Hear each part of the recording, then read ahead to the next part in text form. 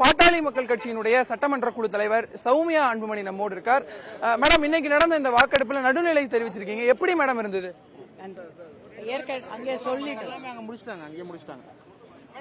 போதைப் பொருள் மகளிர் இதெல்லாம் பத்தி ரொம்ப உரிமை குரல் கொடுத்திருந்தீங்க. சட்டசபையில முதலமைச்சர் அதை ஏத்துக்கிட்டாரா? என்ன பதில் தெரிவிச்சிருந்தார்?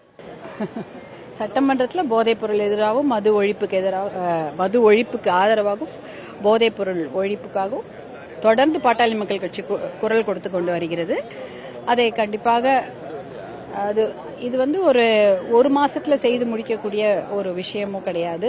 மது ஒழிப்பு என்றால் வெறும் கடைகளை மூடுவது மட்டுமல்ல, அது மிகப்பெரிய ஒரு பாலிசி டிசிஷன். அதுக்கு நிறைய திட்டங்கள் தேவைப்படும். தொடர் முயற்சிகள், சஸ்டெயின்ட் எஃபர்ட் வேண்டும் என்பதை தான் நான் அங்க சட்டமன்றத்தில் தெளிவுபடுத்தி இருந்தேன். அதை முதல்வர் அவர்களும் அதை கவனமாக கேட்டுக்கொண்டார். முதல் உரையில பெண்களுக்கு ஆதரவா கண்ணியமா பேசியிருந்தீங்க, இதற்கான காரணம் என்ன மேம்?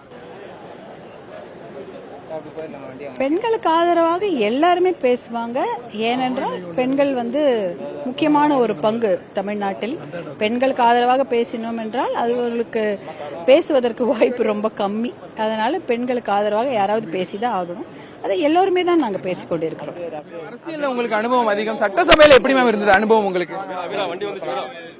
புதிய தலைமுறைக்காக ஒளிப்பதிவாளர் கபூருடன் செய்தியாளர் வீரகுமார்.